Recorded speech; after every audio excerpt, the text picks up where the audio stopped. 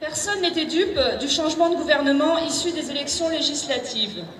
Mais c'est même pire. Ne respectant pas les urnes, en tournant le dos au vote des Français, Macron a nommé un Premier ministre soutenu par l'extrême droite, Rassemblement national et compagnie, la droite quoi. Bref, tous des défenseurs du système capitaliste qui gave les puissants sur le dos du plus grand nombre. Pas de doute, toutes ces forces politiques aspirent et œuvrent à la destruction des services publics et au démantèlement des 3 fonctions publiques. Avec Macron, on a toutes et tous une bonne raison d'être en colère. Et avec Barnier, notre Premier ministre, rien de mieux à espérer, bien au contraire.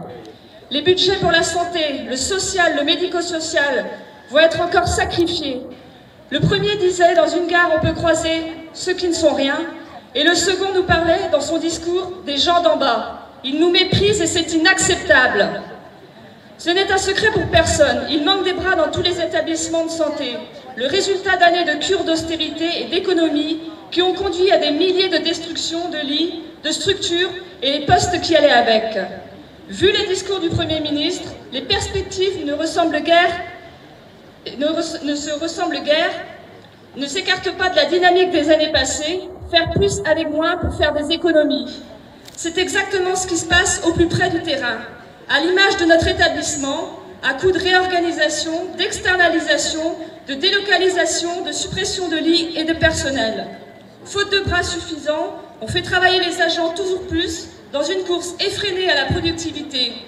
Le temps de travail explose à cause des dispositifs permettant de déroger aux règles, alors tout ce qui est les plateformes Hublot, l'ubérisation du travail, les horaires dérogatoires en 10-12 heures, le stockage de journées de congé que les agents ne peuvent plus prendre.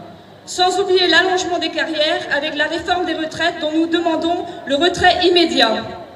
Quoi qu'il se passe, nous chercherons à porter plus haut, plus fort nos exigences de justice sociale. Se taire, c'est laisser faire. Merci. Parce que beaucoup de choses ont déjà été dites. Je vous invite juste à ne pas nous résigner, à rester debout en lutte. C'est difficile aujourd'hui, on peut parfois avoir tendance à se réfugier dans notre travail face à un gouvernement qui n'entend rien. Mais je crois que le combat doit continuer, on doit continuer la lutte dans l'unité, en intersyndicale.